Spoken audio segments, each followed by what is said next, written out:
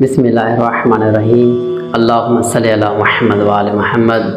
हज़रत इमाम खुमैनी अलैहिर्रहमा जिन्होंने इनकलाब ईरान बर्पा किया, तो इनकी बहुत बड़ी तारीख़ है, बहुत बड़ी हिस्ट्री है। इनके शागिर्द हैं आयतुल्लाह मुर्तज़ा मोतहरी। ये फरमाते हैं कि मैं पेरिस इनको मिलने गया।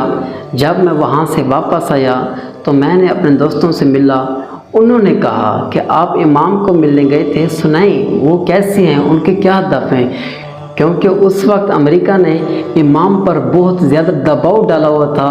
उस वक्त ईरान बहुत ज़्यादा खौफ में था, ईरान को ख़तरा था। तो जब भी इमाम के पास कोई जाता तो वह इमाम में चार चीज़ें देखता। बरादरान, अजीज़ान, दोस्तान, अगर ये चार चीज़ें आप अपने अंदर अपना लें तो मैं यकीन के साथ कहता हूँ आप कभी भी दुनिया में हार नहीं सकते, बल्कि आप आखिरत में भी जीत सकते हैं।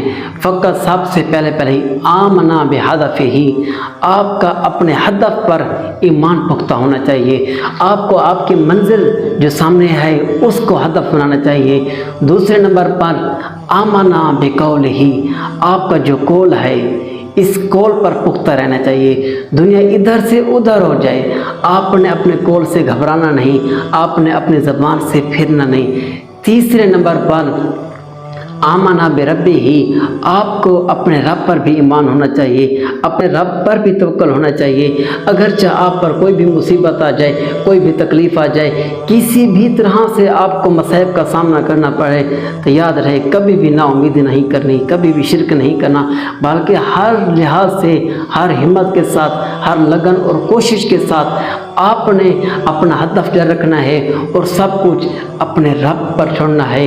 चौथे नंबर पर जिस पर ईमान रखना चाहिए उसका नाम है आमना बेसबील ही, वो रास्ता जिस रास्ते पर सब आपके साथ हों, लेकिन इतना मुश्किल रास्ता हो सब आपको छोड़ जाएं। आपने अपने रास्ते पर कायम रहना है, अपने रास्ते से बिल्कुल नहीं घबराना।